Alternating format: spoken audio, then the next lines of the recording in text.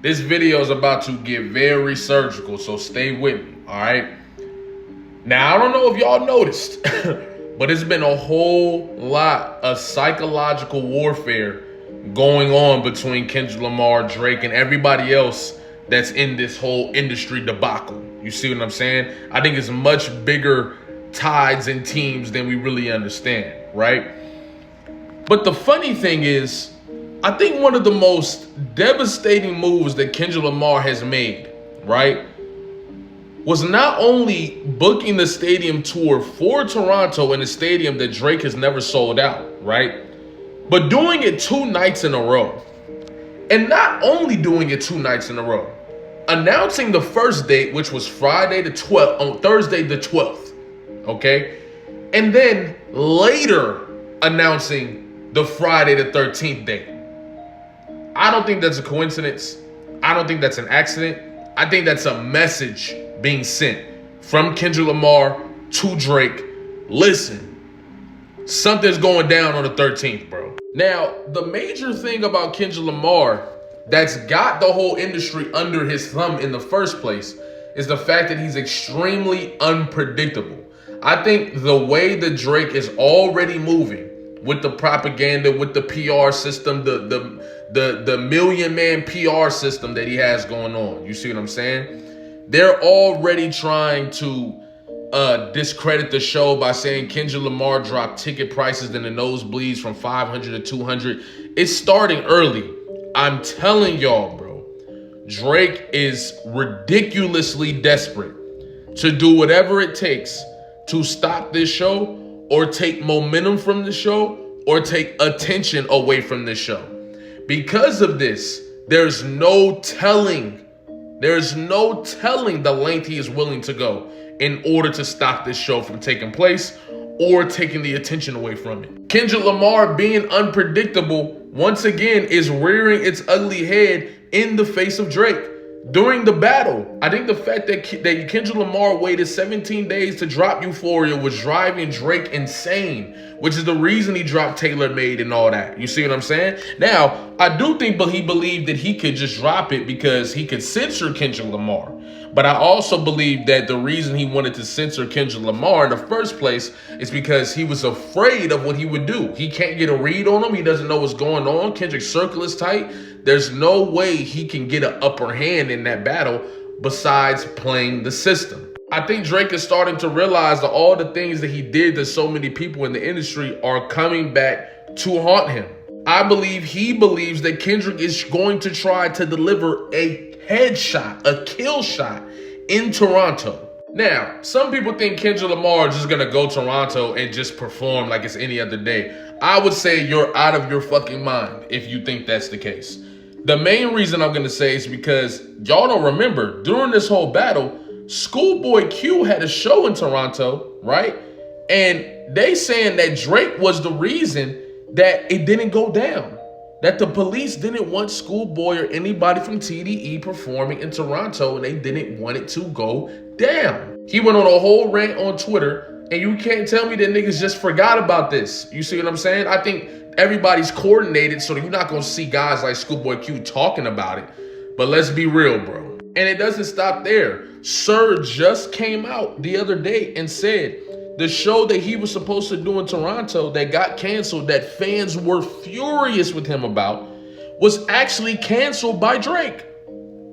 So Drake was using his power to harm the people that work with Kendrick Lamar as like a consequence. Like, oh, Kendrick Lamar cooked me, so therefore I'm going to make everybody else's life hard. And eventually have them build resentment towards Kendrick Lamar. I think that's Drake's ultimate goal when it comes to these tactics. These are typical tactics that are used to break up organizations, to break up black organizations as well. White supremacists are very fond of these type of tactics, using their power to harm the people of the person who is pushing a message or an agenda that they don't align with, right? In order to build resentment within the organization. Now, I don't think Drake is going to try to assassinate Kendrick Lamar or nothing like that. I've seen some people say that.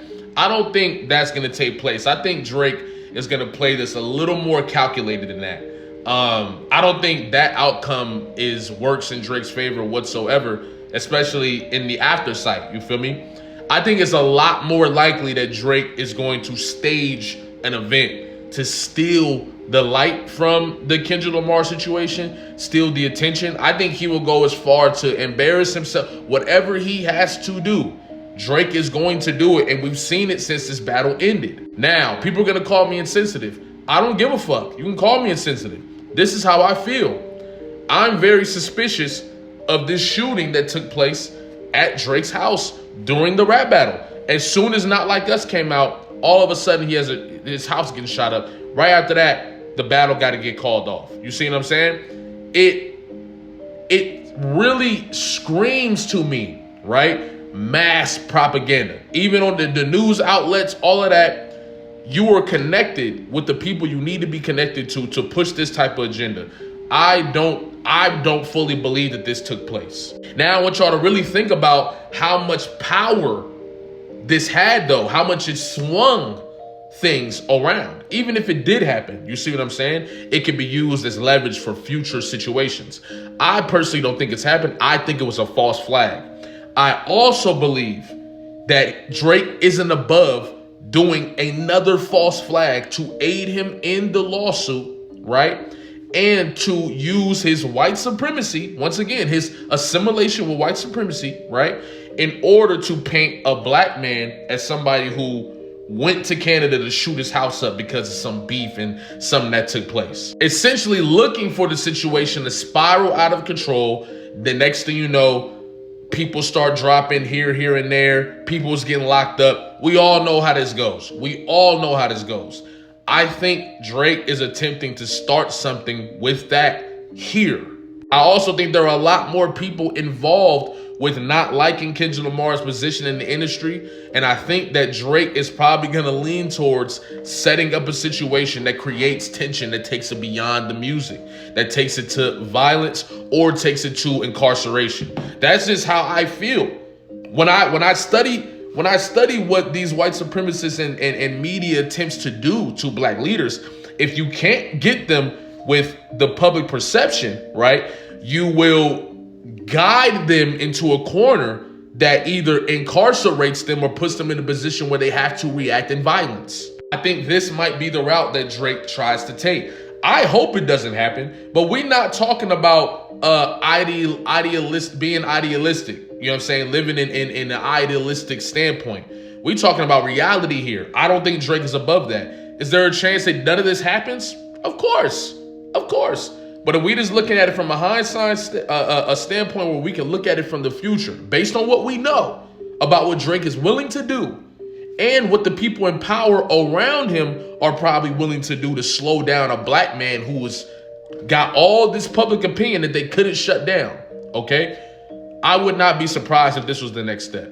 Now, I have many ideas on what I think Kendrick Lamar is going to do. I want to use that for when we get closer to the event. I just wanted to talk about how desperate Drake truly is in this situation. And I think he's willing to go to whatever lengths that he can go within his parameter in order to take attention away from this or stop the show from happening. I wouldn't be surprised when niggas put in a bomb threat.